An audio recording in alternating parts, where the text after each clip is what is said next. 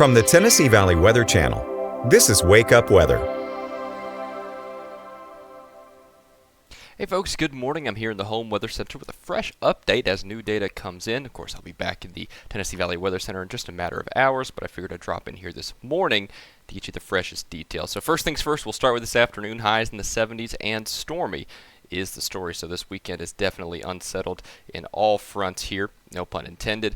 But I don't think this is going to be the trouble weather we've been talking about. So we got those 70s in southern Middle Tennessee and northwest Alabama, some thunderstorm chances in and out of church, for example, heading in through this afternoon. But this is not going to be the big trouble. If you have those errands to run quickly, well, definitely keep that umbrella on hand, but this is not the trouble stuff. The trouble stuff, if you will, that comes later today, really into tonight, right? I think it starts tonight and lingers into early tomorrow morning. We've got this level 3 out of 5 risk for all of the Tennessee Valley for this time frame, and like I said, this is a strictly nocturnal event, so we're going to start seeing that threat increase in southern Middle Tennessee and northeast Mississippi around 11 to midnight or so, moving into our core area, Lawrenceburg, Murray County up there in Columbia, the Shoals Metro from 1 to 4 a.m., so just after midnight and a bit before sunrise there, so again, very, very late indeed. And then as we head through the I-65 corridor, Wheeler Lake out there, Morgan County, Lawrence County, Alabama, Limestone County, that's 3 to 6 a.m., so they're just before sunrise. Let's break down the threat, see what we expect, and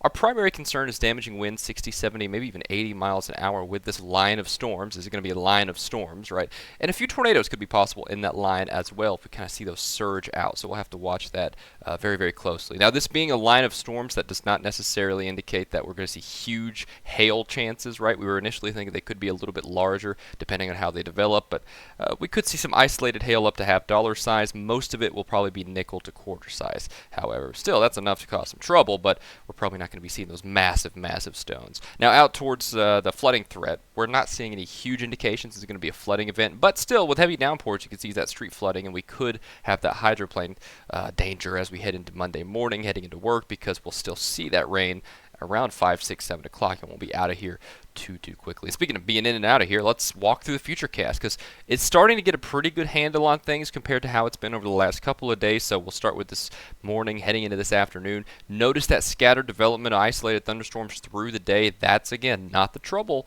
The trouble comes later on in the evening, right, and into tonight for the severe weather chances. So this is fairly run-of-the-mill, if you will, those thunderstorm chances through this afternoon. They break up a little bit through this evening, and then as we head through tonight, look at that development up to the north. That squares pretty well with the timeline. From about 11 to midnight, we see that first congealing of the line in southern Tennessee, lifting through and really sagging south and east through midnight to 3 a.m., pushing through the I-65 corridor northwest Alabama through 4, 5, 6 in the morning.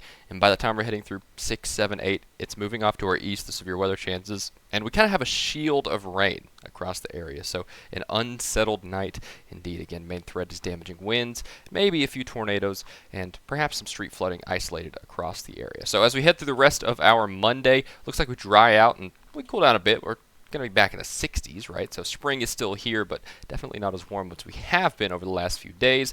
Cooling down really pretty noticeably by Tuesday night, with those 40s, even 30s coming back in at times across the area, if this model is to be believed. So yeah, that cold front's definitely making itself known in a big way, but we'll be warming up back pretty quickly, and rain chances continue through the week. Notice that big time uptrend in the middle and end portions of the week as a front kind of stalls across the area. We're starting to see indications that we get this stalled front with storm chances really more elevated off to our northwest, but we'll keep a very close eye on this time frame. Give us more a day or two, and we'll kind of get more specific as to how exactly that's going to unfold. So let's take a look at your 7-day forecast, fresh from the Tennessee Valley Weather Center. Of course, we'll get through this evening first and foremost for those severe weather chances. Again, damaging winds up to 80 miles an hour, and a few tornadoes are possible, so just have a loud way to get warnings. I reckon we'll get off this without a hitch. I think everything's going to be just fine there. Looks like as we head through Tuesday, hey, not too bad. I think we stay dry in that sense. Temperatures near 70. Then we get back to 80s, and like I said, the middle and end portions of the week, that looks like more unsettled weather by all indications.